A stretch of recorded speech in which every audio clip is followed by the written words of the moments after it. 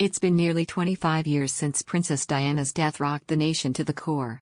The country was shocked to hear that the 36-year-old royal had died suddenly in a tragic car accident, and she was mourned by millions of people around the world. The effects of Diana's death are still felt strongly by the royal family, with Prince Harry revealing that he feared Diana's death would repeat itself with his wife, Meghan Markle. Many blame the paparazzi for the part they played in her death, while others believe the tragic accident was all part of a bigger conspiracy. What's certain is that even decades after her death, there are still many questions about what really happened to Diana on the night that she died. Princess Diana died from injuries that she sustained in a car accident that happened in the early hours of August 31, 1997.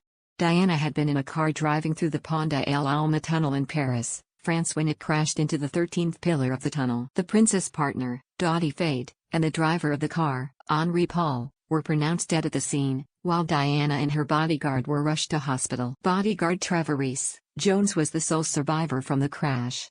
In 2008, an inquest into Diana's death found that both Henri Paul and the paparazzi contributed to her death. The jury decided that Diana and Dodi had been unlawfully killed by Henri, who had been found to have alcohol in his system at the time of the accident. Lord Justice Scott Baker said the crash had been caused by both the speed and manner of the driving of the Mercedes as well as the speed and manner of driving of the following vehicles, which were paparazzi vehicles. According to a renowned forensic pathologist, the injury that killed Diana was very small and rare.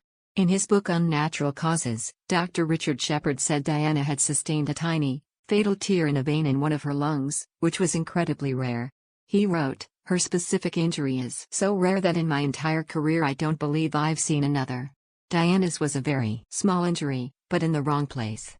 Diana had also suffered a concussion, a broken arm and cuts to her thighs. Dr. Shepard believes that a seatbelt would have saved Diana's life.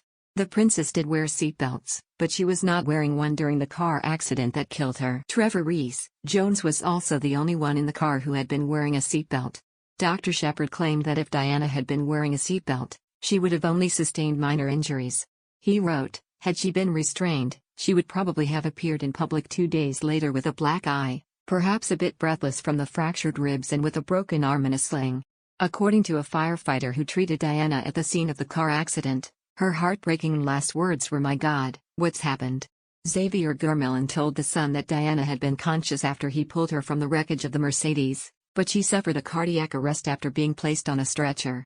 Gurmelin, who had no idea he was treating Princess Diana, recalled, "I held her hand and told her to be calm and keep still. I said I was there to help and reassured her." She said, "My God, what's happened?" He said that after performing CPR on Diana and resuscitating her, he believed that she would live. But Diana was rushed to hospital and doctors were unable to save her after she suffered internal chest injuries. Gurmelin was shocked to hear of her death, adding, "To be honest, I thought she would live. As far as I knew when she was in the ambulance she was alive and I expected her to live. But I found out later she had died in hospital. It was very upsetting.